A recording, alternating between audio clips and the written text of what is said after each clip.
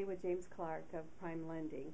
James, I'm taking a lot of buyers out these days, and quite often when we're in an older neighborhood that the homes have been built back in the 1950s, 1960s, we're seeing rooms that quite obviously probably do not have a permit for them. Yes. And so the first question out of my buyer's mouth is, can we get a loan for this because it doesn't have a permit? And my answer to that is yes, you can. Okay. What we have to rely on when it comes to unpermitted additions, we call them, is the appraiser. What we're going to look for is functional obsolescence, meaning has the original structure of the home been tampered with? If it hasn't, does it prevent other parts of the home from being used?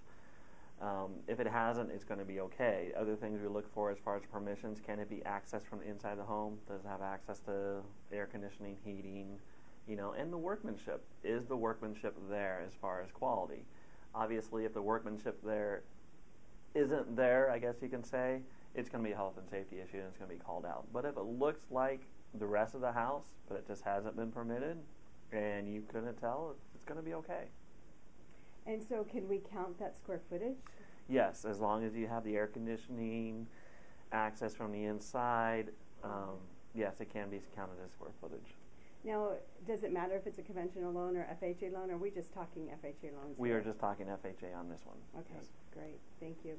So if you have any questions, if there's one of those homes that you've been looking at and thinking about purchasing and you just didn't know you could, you might want to talk to James, and he'll be happy to help you, and I'll be happy to help you also. Pam McCoy, Coldwell Banker, 916-865-8759. And James Clark with Prime Lending, 916-412-0909. Great, thank you, James. Have a great day.